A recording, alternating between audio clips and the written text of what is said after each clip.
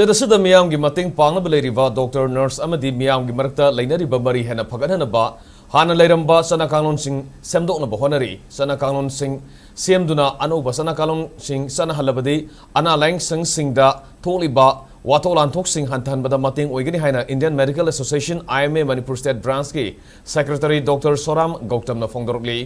thasi tangkun mathoida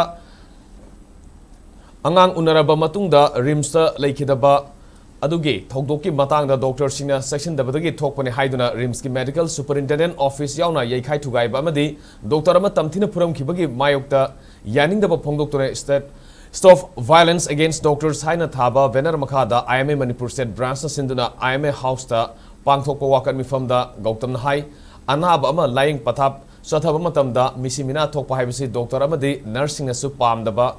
Togdokni.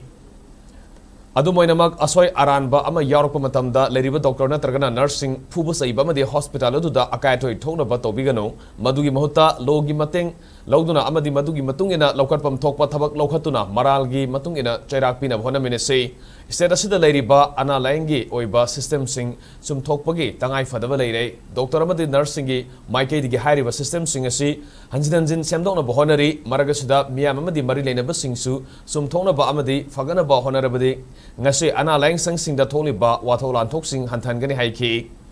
rims Imphal asida asoiba kaya urakli basi ningthina khangdona ba public interest litigation thaduna khangdokpa yai medical staff sing ge asoiba leramlabadi maralgi matungina chairak soidana fangani madigi ona tenabada da khana saina ba thoktuna doctor da khut thaba amadi amanga ta thon bai basi aran ma khongtha ama oigani haiki Hojik Sangsiliba strike asida OPD amadi atai anaba khara yengdrabasu emergency oiba aruba anaba singyoinadi adumak layeng lihaina sumhana makha takhi Sigumba asi na thopasi koi doctor amadi nurse haide healthcare provider community na kari ning so pam nate toning banate sigumba accident thopasi doctor amadi nurse da direct kaina bi keno si tasengna doctor amadi nurse to ki marala hairgati oram dab su yawi adegi sumoi oide have su yaroi medical negligence kaina le se dum khara chingna bas dum yaw nate adugo ekta incident khudimaki doctor nurse da phuga dawni mai chai thaga dawni hospital to gagi dawni have masi lalle na Indian Medical Association ki taraf dagi thamjage